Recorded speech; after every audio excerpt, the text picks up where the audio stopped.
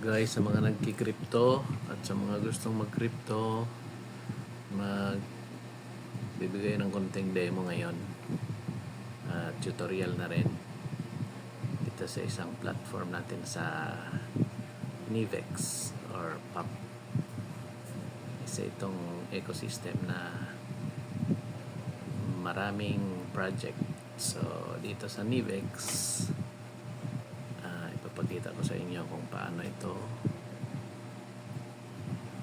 nagagamit. So ito yung aking account sa Nivex, yung dashboard ko.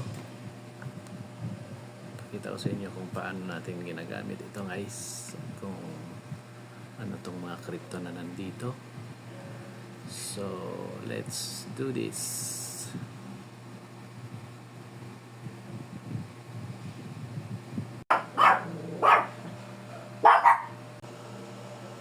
Dashboard kung saan tayo ay pwedeng mag-purchase ng hash power. Okay, so itong hash power. So as you can see, meron akong total hash power na ito, 331.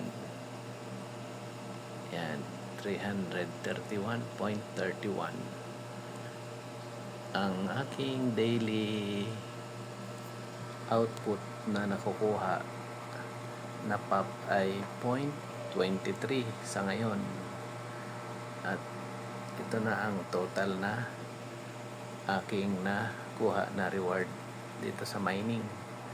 So meron akong pending na 0.95 POP. Ayan, ngayon dadagdagan ko yung aking hash power.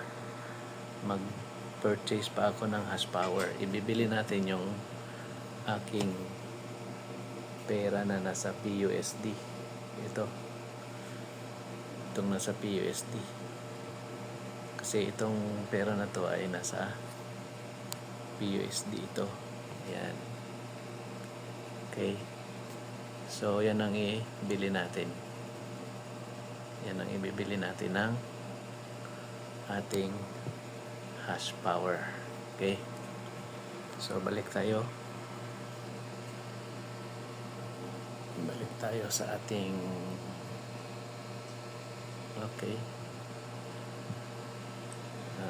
yes, power. So bibili tayo, kailangan deposit muna tayo dito kasi nasa exchange pa yung ating PUSD. So i-deposit muna natin dito sa wallet na to. Yan. So i-click natin to. Click natin yan. Yan. So ito yung laman ng wallet ko. So wala siyang laman.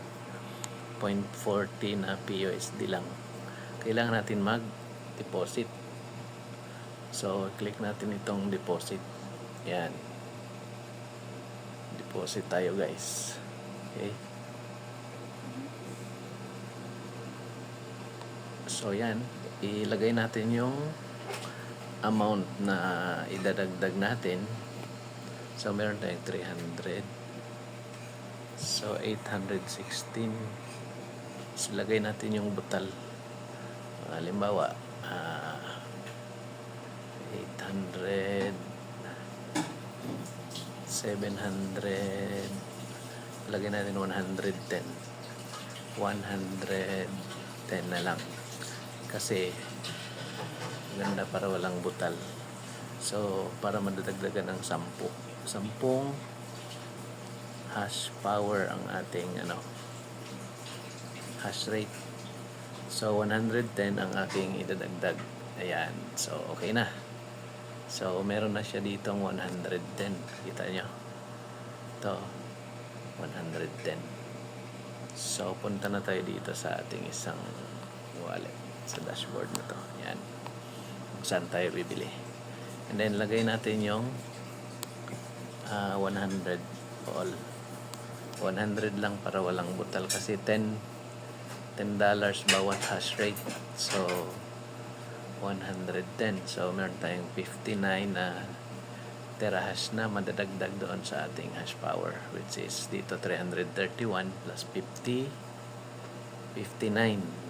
Madadagdagan tayo ng 59. So, buy now. Yun, purchase success. So, check natin. Ayun, so meron na tayong 390. Ayan na. Hash power. Okay. Meron na tayong 390 na hash power. Ito. So, makita natin yung ating transaction bukas. Ibig sabihin, bukas guys, ang ating output na ito ay mag-i-increase yan. Itong output natin. Ito. Siguro magiging point or magiging 0.40 or 50 siguro yan bukas. So at least kung mag-0.50 yan, every 2 days, pwede tayong makakakuha ng isang pop na coin. Kasi ngayon sa 0.23 na output, kailangan ko ng 5 araw bago ako magkaroon ng isang pop. So at least kung bukas man maging 0.50 siya, every 2 days na lang ako magkakaroon ng namamine na pop. Alright. So as of now, ang total na hash rate, ito na ang total na hash rate ng pop. So lahat ng mga taong bumili ng hash rate, ito na 223,779,651. So kung i-times natin yan sa 10, nasa 2.2 billion dollars. 2.23 billion dollars na yan guys. Or nasa yan, nasa 200 billion yata yan kung sa peso, di ba? For 23. Grabe, ang laki na ng pera ng pop. So yan guys, potential ng ating mga project dito sa crypto. Okay, so yan ang ating at least nadagdagan ng ating hash power. Meron akong 390, pero nabawas sa aking PUSD yan. So nabawas yan doon sa ating PUSD. Balik tayo sa aking dashboard. From 800 kanina, ayan na lang, naging 720. Tingnan natin yung asset. So ito yung transaction natin na naibawas sa ating PUSD ngayon dahil binili natin ng hash power. So ito,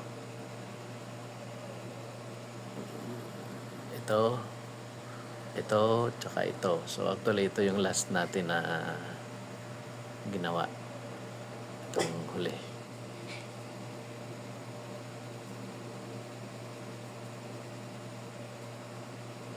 Ito.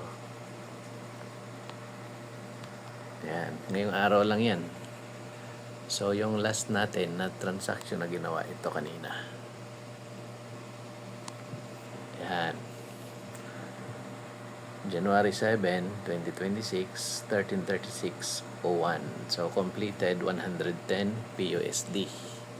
Yan ang transfer natin doon sa ating pagbili ng hash rate. Okay, kaya nagbawas. Meron na akong 720 na total assets. Combination of PUSD, USDT, tsaka POP. Ayan. So, tuloy-tuloy naman yung pagmamine natin ng POP. Itong 20 na POP na to, madadagdagan na yan every time na nakakakuha tayo ng POP doon sa mining, sa ating mining. Okay?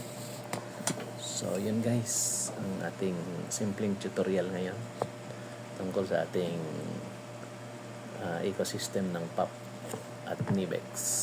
Ayan. So, peace.